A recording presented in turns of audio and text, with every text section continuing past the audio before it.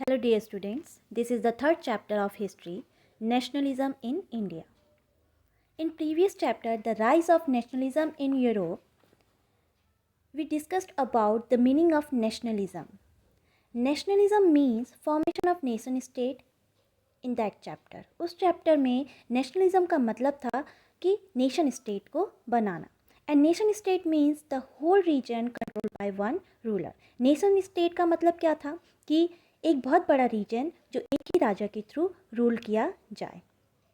और इसी प्रोसेस में हमने बात की थी about the unification of Germany and Italy. किस तरीके से जर्मनी और इटली को नेशन स्टेट में बदला गया. In this chapter we will discuss about the nationalism in India. और इस चैप्टर में नेशनलिज्म का मतलब है the feeling of patriotism and protest against the colonialism. जबकि यूरोपियन नेशनलिज्म में हमने देखा था कि प्रोटेस्ट हो रहा था but that was against the monarch, लेकिन वो मोनार्क के अगेंस्ट था. लेकिन इस चैप्टर में हम नेशनलिज्म पढ़ेंगे, एक ऐसी फीलिंग जो कॉलोनियलिज्म के अगेंस्ट थी, जो ब्रिटिशर्स के अगेंस्ट थी. So let's start the chapter. India during the First World War. As you know that the First World War was initiated in 1914 and in 1918. Created a new political and economic situation. इसने India में किस तरीके से effect किया.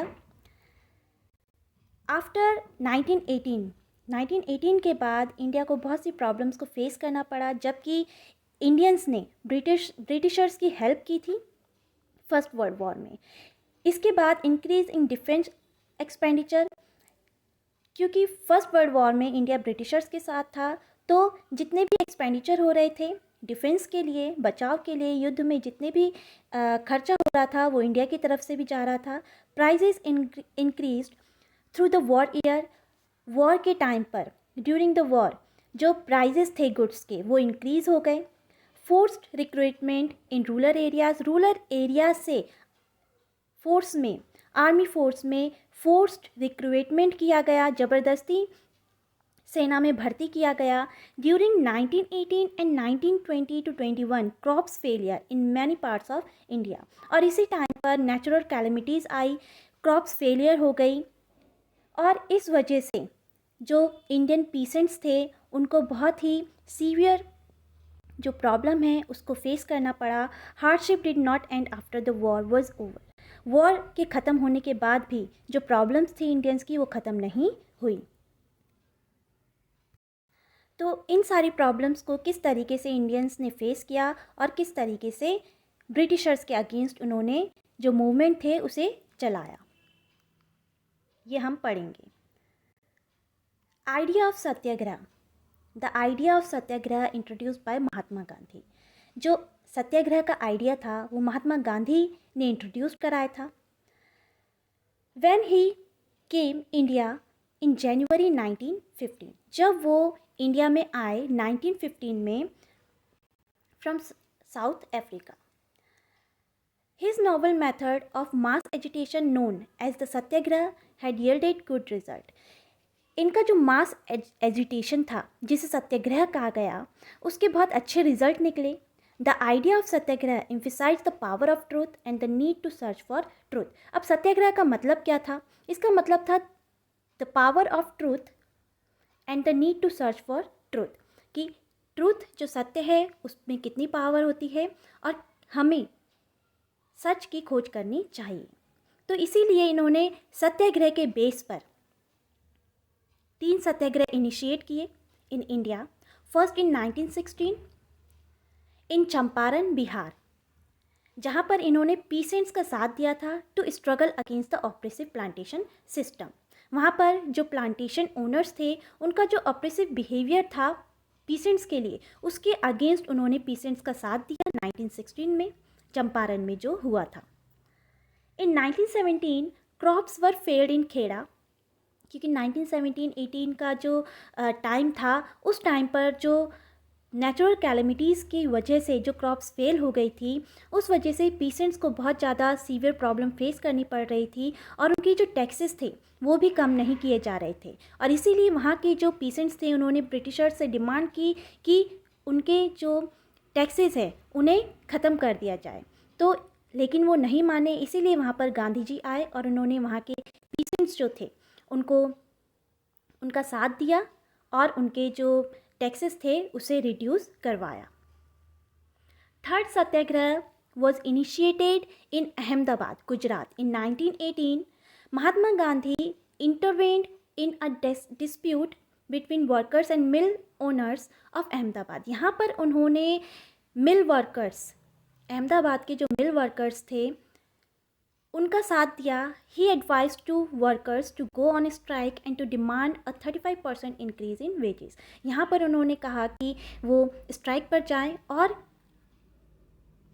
Demand करें कि उनके wages को इंक्रीज कर दिया जाए। Here you can see the location of Satyagraha. First in Champaran, Bihar, 1916, and then in Kheda, 1917, and third Satyagraha in 1918, Ahmedabad. So Gandhi ji succeeded in Satyagraha. सत्याग्रह में गांधी जी को सक्सेस मिली। तो अब हम आगे बढ़ते हैं नेक्स्ट टॉपिक पे। The next topic is the Rowlatt act 1919। It is also known as black act. इसे ब्लैक एक्ट भी कहा जाता है and is imposed in 10th March in 1919। और ये इम्पोज किया गया था 10th मार्च 1919 को बाय द ब्रिटिशर्स। क्यों किया गया था इसके बारे में पढ़ेंगे। इस एक्ट में क्या चीज़ें थी, उन सब चीज़ों के बारे में हम पढ़ेंगे। When the Rowlatt Act 1919 was passed hurriedly through the Imperial Legislative Council, even the large opposition of the Indian members, Gandhiji's patience came to an end. जब 1919 में रॉलेट एक्ट पास किया गया, ये बहुत जल्दी ही पास किया गया। इंडियन जो मेंबर्स थे उनको बिना बताए इस टाइम पर जब इस एक्ट का जो रिज़ल्ट आया उससे गांधी जी का जो पेशेंस था वो ख़त्म हो गया। Gandhi ji wanted non violent civil disobedience against such unjust law. Gandhi ji एक नॉन वायलेंट सिविल डिसओबीडियंस चाहते थे इस लॉ के अगेंस्ट, मतलब रॉलेट एक्ट के अगेंस्ट एक non violent civil disobedience start करना चाहते थे, एक मूवमेंट स्टार्ट करना चाहते थे विच वुड स्टार्ट विद हड़ताल ऑन 6 अप्रैल, जो कि स्टार्ट हुआ 6 अप्रैल को विद द हड़ताल। 6 अप्रैल को क्या हुआ, 1919 6 अप्रैल was observed as Satyagraha day when people all over the country observed fast and हड़ताल।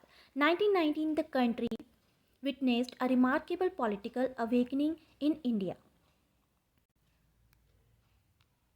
Local leaders were picked up from Amritsar and Mahatma Gandhi was barred from entering Delhi. Local जो जब ये हड़ताल हुई तो उसका रिज़ल्ट ये हुआ कि जो लोकल लीडर्स थे उन्हें घेर लिया गया अमृतसर में और महात्मा गांधी को दिल्ली में एंटर करने से मना कर दिया गया। लेकिन इस रॉलेट एक्ट में था क्या, इसने जो ब्रिटिशर्स थे उनको इनॉर्मस पावर देती थी, उनको बहुत ज़्यादा पावर देती थी। और जो प्रिजनर्स थे, जो नेशनलिस्ट थे, जो कारागार में डाले गए थे, जो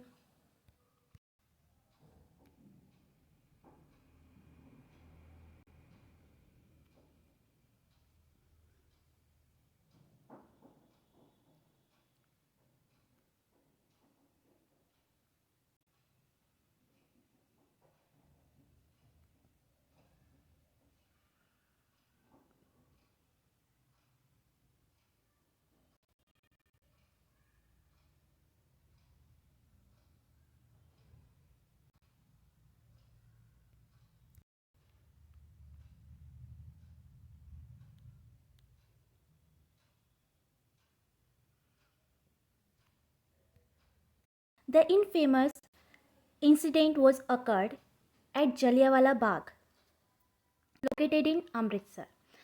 तो एक इनफेमस बहुत ही बुरा एक इंसिडेंट हुआ जलियांवाला बाग में, जो कि अमृतसर में है। इसकी लोकेशन यहाँ है और ये हुआ था उसी टाइम पर जब रॉलेट एक्ट पास किया गया 1919 में और गांधी जी ने उसके अगेंस्ट मूवमेंट स्टार्ट किया। तो इस जलियांवाला बाग में हुआ क्या था, a large crowd gathered in the enclosed ground of Jallianwala Bagh. एक बहुत बड़ा जो क्राउड है, भीड़ इकट्ठा हुई जलियांवाला बाग में। People came to protest against government repressive measure. जो पीपल थे वो यहाँ पर, कुछ लोग, सभी लोग नहीं थे, कुछ लोग यहाँ पर इकट्ठा हुए ब्रिटिशर्स के अगेंस्ट मीटिंग करने के लिए, while some came to attend the annual Baisakhi fair, जबकि कुछ जो थे वो यहाँ पर इकट्ठा हुए थे बैसाखी फेयर को सेलिब्रेट करने के लिए। General Dyer entered the area, उसी टाइम पर जनरल डायर आया, block the exit points and open fire on the crowd. उसने वहाँ जो एक ही एग्जिट पॉइंट था, एक ही बाहर जाने का रास्ता था, उसे ब्लॉक कर दिया और वहाँ पर अंधाधुंध फायरिंग स्टार्ट कर दी, किलिंग हंड्रेड्स, और वहाँ पर बहुत सारे लोग मारे गए, इनोसेंट जो थे सारे, सभी लोग मारे गए। The government responded with brutal repression seeking to humiliate and terrorise people. जो गवर्नमेंट थी वो लोगों को डराना चाहती थी, ऐसा जनरल डायर का कहना था। Satyagrahis were forced to rub their nose on the ground, crawl on the street and do salaam to all sahibs. और इसके बाद जो बचे हुए सत्याग्रहीज थे उनको फोर्सली ग्राउंड में, ज़मीन पर उनकी नाक रगड़वाई गई, उनको घसीट के ले जाया गया और ज़बरदस्ती जो पुलिस ऑफिसर थे, जो आर्मी थी वहाँ पर, उनको ज़बरदस्ती सैल्यूट करवाया गया। तो इस तरीके से जो ये अमृतसर का जो इंसिडेंट हुआ था, जलियांवाला बाग मैसेकर जिसे कहा जाता है, हेल्ड इन 13 अप्रैल 1919, ये बहुत ही इनफेमस इंसिडेंट था और इसमें थाउजेंड्स ऑफ पीपल मारे गए थे। और ये इस इंसिडेंट ने एक ब्रूटल फेस दिखाया था ब्रिटिशर्स का पूरे इंडिया में, और इससे जो कांग्रेस के जो लीडर्स थे वो भी बहुत इसके अगेंस्ट हुए। और इस तरीके से ये इस इंसिडेंट ने एक ब्रिटिशर्स के अगेंस्ट लोगों के अंदर एक फीलिंग क्रिएट कर दी।